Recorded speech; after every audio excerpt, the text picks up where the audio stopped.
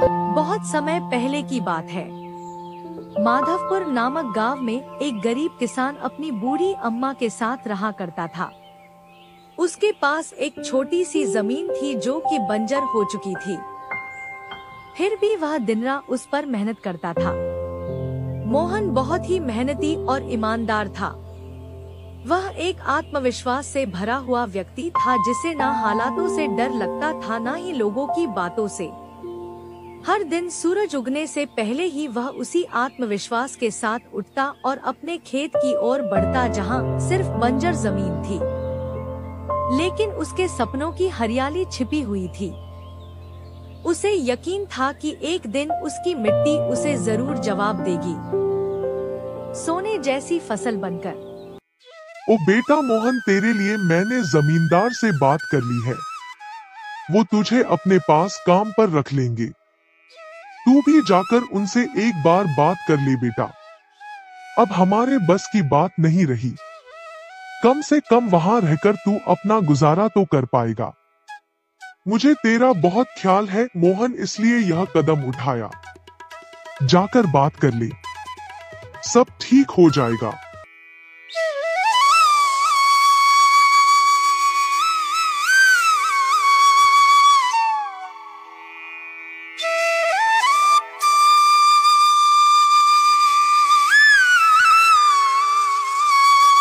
अम्मा, तुमने क्यों बात की वहाँ? मैं नहीं जाऊंगा। हमारा खुद का खेत है तो मैं दूसरों के पास क्यों काम करने जाऊं? मैं गरीब सही मगर खुददार हूँ। मैं अपनी मिट्टी में पला हूँ, उसी में पसीना बहाऊंगा। चाहे जितनी भी मुश्किल हो अम्मा, मैं अपनी ही जमीन पर मेहनत करूंगा। किसी और की नौकरी नहीं करूंगा। अरे मोहन, उस बंजर जमीन में क्या उगाएगा तू? वो जमीन अब बिल्कुल बेकार हो गई है बेटा। ना उसमें नमी बची है ना जान। तू अपनी जिंदगी यूं ही जाया कर देगा।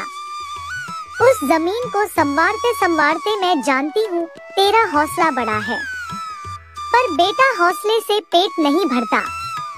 तू मेरी बात मान ले। वो जमींदार कम से कम तुझे रोज की रोटी तो देगा। अपनी जिद छोड़ दे बेटा। तू थक जाएगा पर वो जमीन कुछ नहीं देगी तुझे। अरे अम्मा, तुम बेकार में ही इतनी परेशान हो रही हो। देखना, एक दिन मैं उसी जमीन से सोना निकालूंगा। यह जमीन ही हमारी सबसे बड़ी ताकत बनेगी।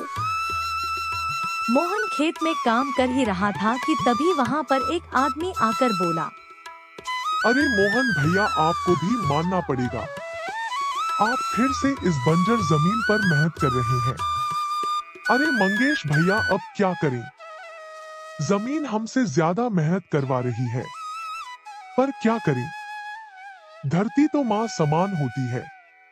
जैसा वह चाहे वैसा ही करना पड़ता है। कभी सख्त हो जाती है, कभी चुपचाप सब सह लेती है, कभी बीज को छुपा लेती है तो कभी उसे जीवन दे देती है।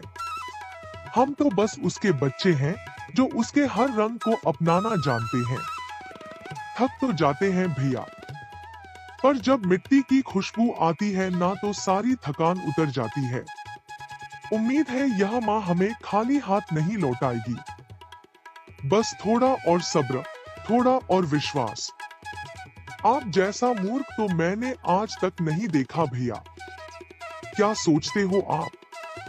दुनिया कहां से कहां पहुंच गई और आप अब भी उसी बंजर जमीन से उम्मीद लगाए बैठे हैं। मोहन के पास उस आदमी की बातों का कोई जवाब नहीं था। वह वहां से अपने घर चला जाता है। जब दोपहर को मोहन थक हार कर घर पहुंचता है तो देखता है कि माँ बुझे हुए चूल्हे के पास चुपचाप बैठी है। क्या हुआ अम्मा? तुम ऐसे क्यों बैठी हो? खाना क्यों नहीं बनाया? क्या बात है? बेटा, चूल्हा जलाने के लिए लकड़ियाँ नहीं है, इसीलिए चूल्हा कैसे जलेगा? बस इतनी सी बात है अम्मा। मैं अभी जाकर ले आता हूँ लकड़ियाँ। मोहन लकड़ियाँ लाने जंगल चला